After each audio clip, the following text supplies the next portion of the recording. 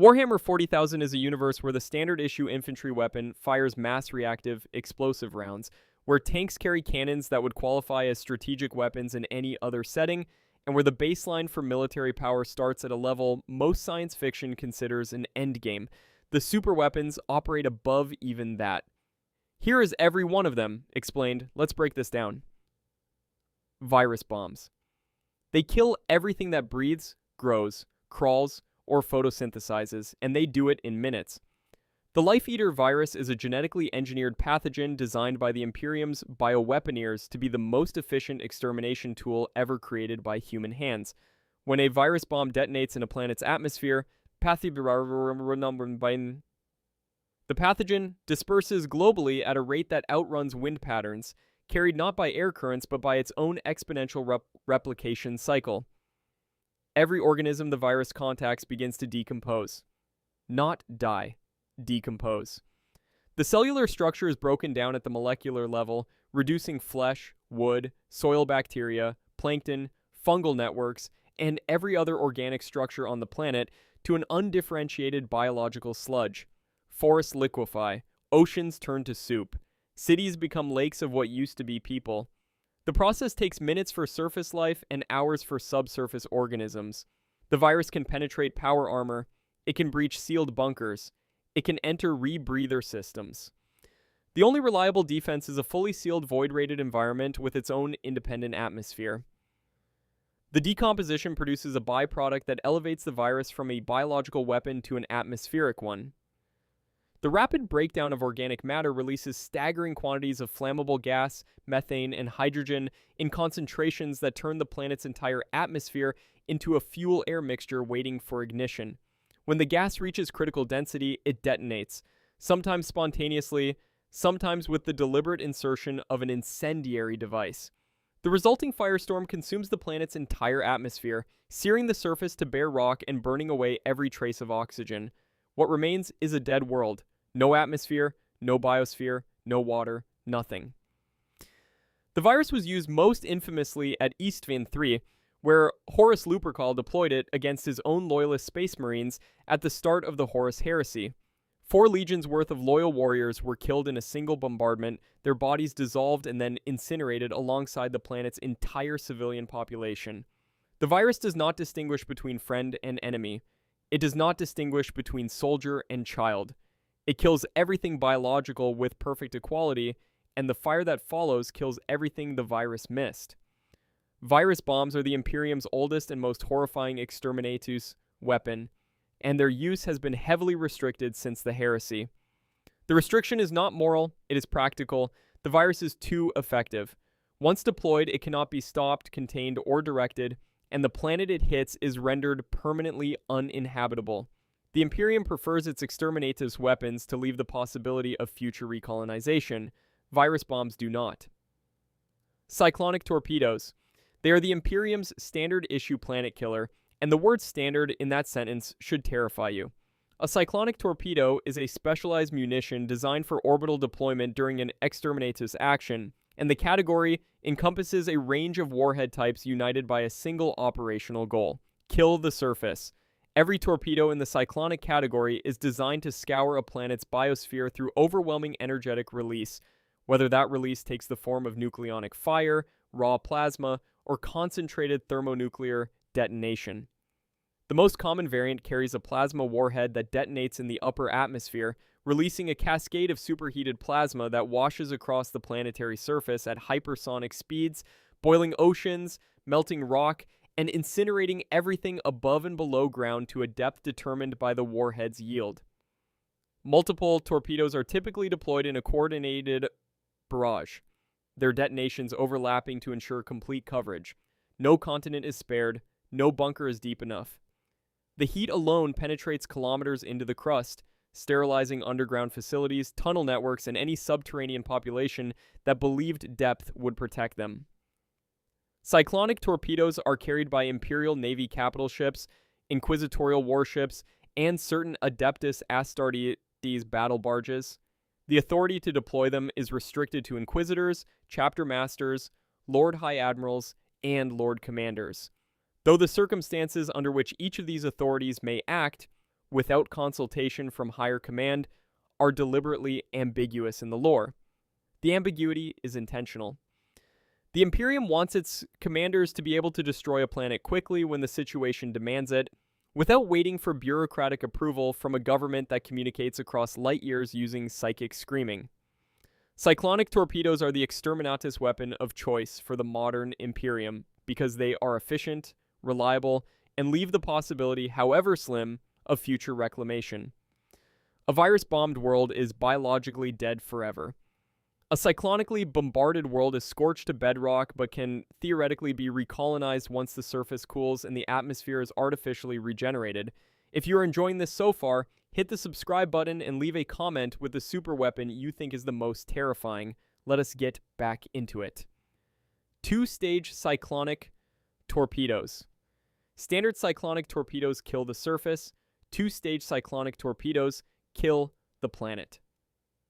The distinction is absolute. A standard cyclonic torpedo scours the biosphere and sterilizes the crust. A 2-stage torpedo bores through the crust, penetrates the mantle, reaches the core, and detonates. The first stage is a melted charge of unprecedented power, a directed thermal lance that burns a shaft straight through hundreds of kilometers of rock and magma until it reaches the planet's inner core. The second stage is a modified cyclonic plasma charge that detonates at the core itself, destabilizing the planet's internal structure and, in most cases, physically destroying the world from the inside out. The planet does not just die, it comes apart.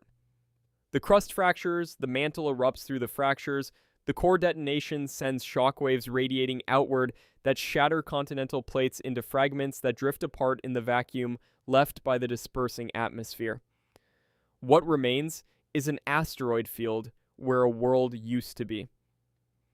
2-stage torpedoes are classified as rare Exterminatus weapons, reserved for targets where surface sterilization is insufficient.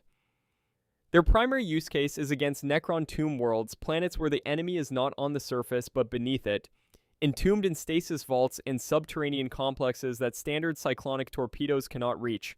Against a tomb world, a surface bombardment accomplishes nothing. The Necrons sleep below the crust, shielded by hundreds of kilometers of rock, and they will wake up when the bombardment stops and reclaim the scorched surface as though nothing happened. The only reliable method of killing a tomb world is killing the planet itself, and 2-stage cyclonic torpedoes are the tool the Imperium built for exactly that purpose. They are the admission that some enemies cannot be killed on the surface, and the solution is to remove the surface entirely. Necron Pylons. They do not destroy planets, they do something worse. They destroy the warp. Necron Pylons are ancient devices constructed during the War in Heaven, the galaxy-spanning conflict between the Necrons and the Old Ones that predates every other civilization in the setting by millions of years. Their function is anti-warp suppression, the generation of a null field that dampens, disrupts, and ultimately shuts down all warp-based phenomena within their area of effect. Psychic powers stop working, warp travel becomes impossible, demonic entities are banished or weakened to the point of dissolution.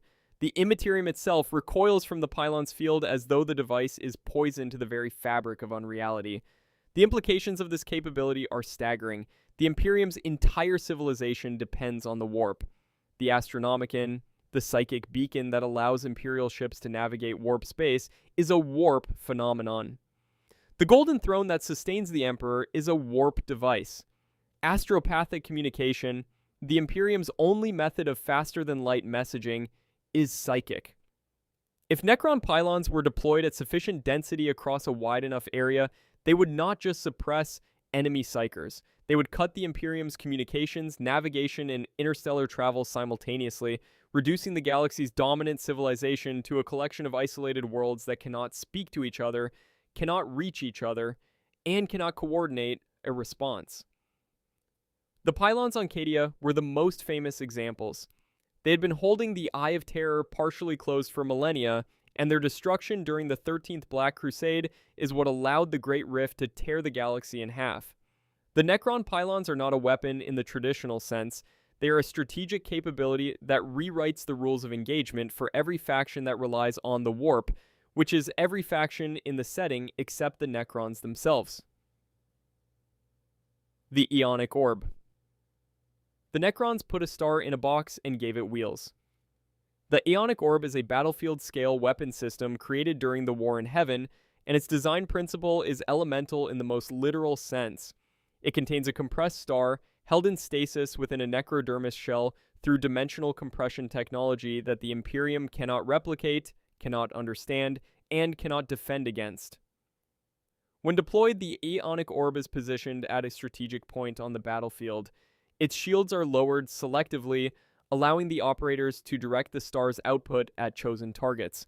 The directed energy is stellar in nature, which means it carries the thermal output of a sun focused through a controllable aperture.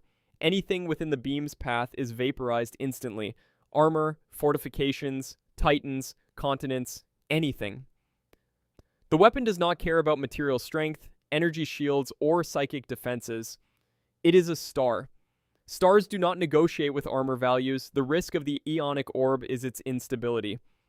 If the containment shell is breached by enemy fire, the star inside destabilizes and releases its full output in an uncontrolled detonation that destroys everything in the vicinity, including the Necron forces that deployed it. The Aeonic Orb is a weapon that threatens its users almost as much as its targets, and the only reason the Necrons deploy it at all is that their necrodermis bodies can be rebuilt after the detonation kills them, while their enemies' bodies cannot. The Aeonic Orb is a weapon from a war between gods, and its presence on a 41st millennium battlefield is the equivalent of bringing a nuclear warhead to a knife fight. C'tan Shards. They are not weapons in the mechanical sense. They are pieces of gods, enslaved and pointed at the enemy. The C'tan were the star gods, entities of pure energy that fed on stellar radiation and existed before the galaxy had planets. During the War in Heaven, the Necrons shattered the C'tan into fragments and imprisoned those fragments in necrodermis shells programmed to obey their captors. Each shard retains a fraction of the original C'tan's power, and that fraction is sufficient to devastate armies, tear apart reality at the molecular level, and manipulate matter and energy on a scale that makes conventional weapons irrelevant. A shard of the Nightbringer can kill with a touch that drains the life force from any biological organism. A shard of the Deceiver can rewrite perception, turning allies against each other and erasing its own presence from the minds of those who observe it. A shard of the Void. Dragon can control technology, shutting down war machines and overriding their systems with a thought. The transcendent C'tan, assembled from multiple shards, approach the power of the original gods and can unleash abilities ranging from energy blasts that crack continental plates to temporal manipulation that freezes enemies in time. The horror of the C'tan Shards is not their power. It is their nature. They are sentient. They remember what they were. They know they have been enslaved. And every moment they serve the Necrons, the rage inside their necrodermis prison grows. A C'tan Shard is a weapon that hates its wielder, and the only thing preventing it from turning that hatred into action is programming. That was written 60 million years ago. Programming degrades. The gods remember. The Planet Killer. Abaddon the Despoiler's flagship is not a warship. It is a statement. The Planet Killer is a vessel of unknown origin, discovered half-completed in an ancient shipyard during one of Abaddon's early campaigns, and finished using a combination of dark mechanicum expertise and warp-infused engineering. Its primary armament is the Armageddon Gun, a weapon whose energy composition has never been identified by Imperial scientists because no Imperial scientist has survived close enough to analyze it. The Armageddon Gun fires a directed energy beam of sufficient power to annihilate a planet. Not scour, not sterilize. Annihilate. The world of Savavan was the first test target. 14 billion souls were killed in less than a solar hour. The planet did not survive. It was not left as scorched rock or a shattered remnant. It was unmade. The Planet Killer's secondary armaments would qualify as the primary weapons of any other capital ship in the galaxy. Its broadside batteries can engage entire fleets. Its torpedo systems can saturate a defensive perimeter. Its void shields are layered deep enough to absorb punishment that would cripple a battleship. But none of these systems matter. The Planet Killer exists for the Armageddon Gun, and the Armageddon Gun exists to give Abaddon the ability to destroy any world that refuses to submit.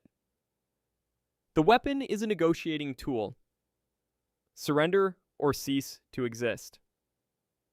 During the Gothic War, Abaddon used the Planet Killer and his captured Blackstone Fortresses in concert, deploying the fortresses to neutralize system defenses and the Planet Killer to deliver the ultimatum. Multiple worlds surrendered without a shot being fired, not because they feared Abaddon's fleet, but because they had seen what the Armageddon Gun did to Sevaven and understood that resistance was not futile.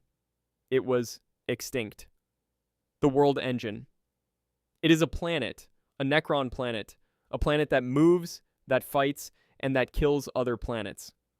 The World Engine is a mobile construct of such immense scale that it defies the word weapon because weapons are things you hold.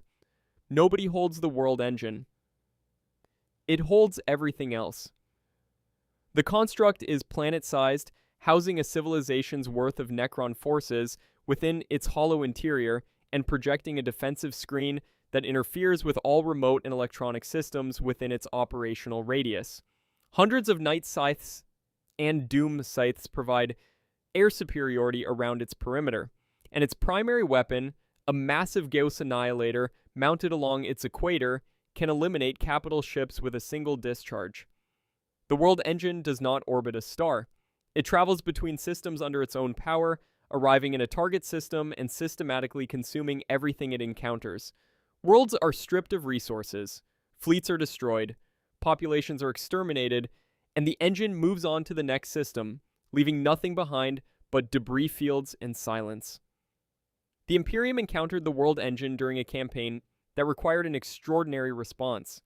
Its defensive screens were so powerful that conventional weapons could not penetrate them, orbital bombardment was absorbed, torpedo barrages were deflected, the shields held against everything the Imperial fleet could throw at them.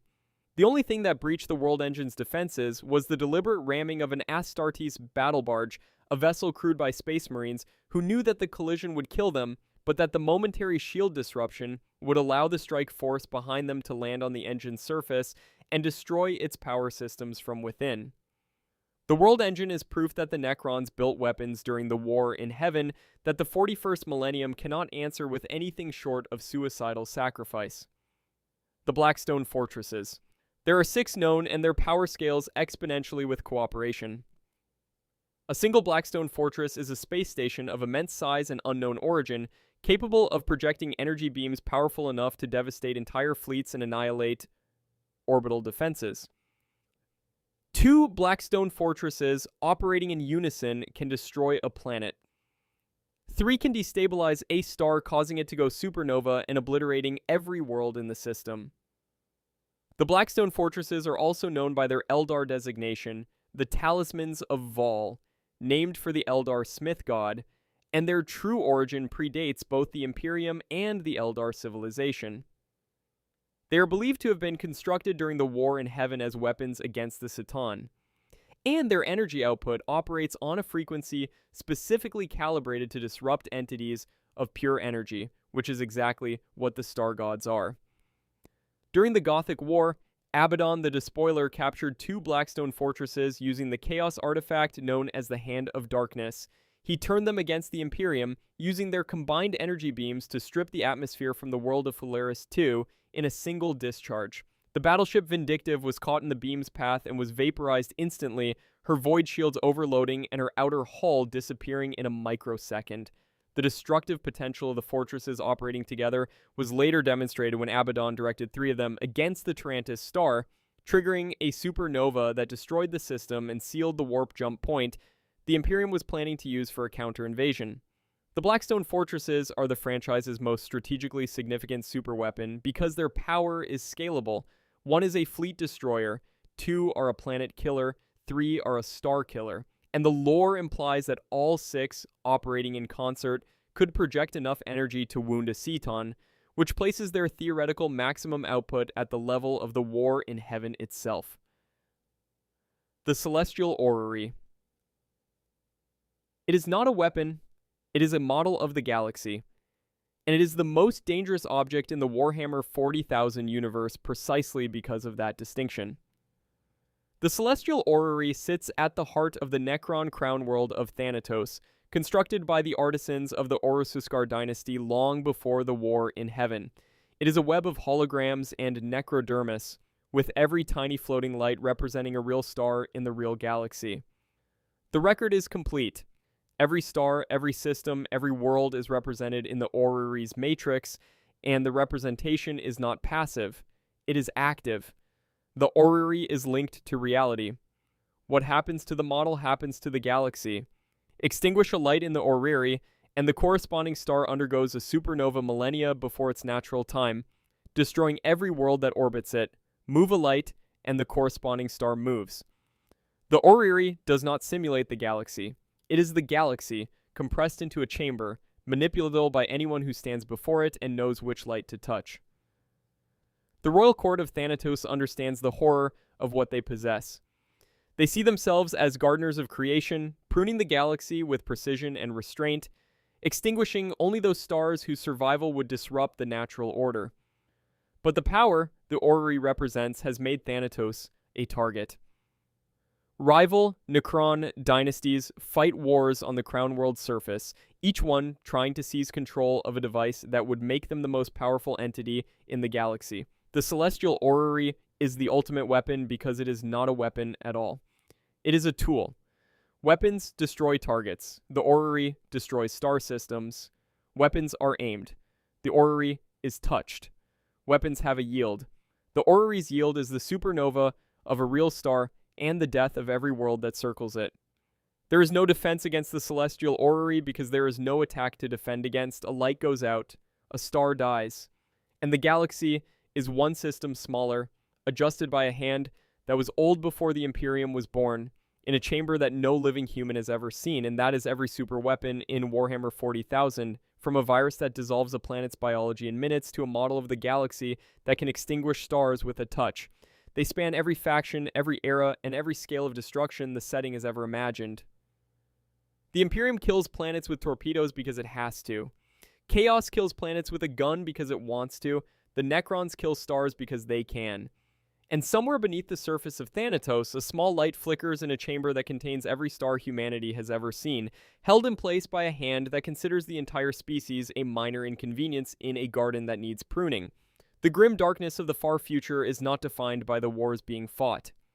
It is defined by the weapons that have not yet been used. Every super weapon on this list is operational. Every one is in someone's hands. And the galaxy has not yet seen what happens when someone decides to use all of them at once. That is the real horror of Warhammer 40,000. The worst has not happened yet. It is simply waiting.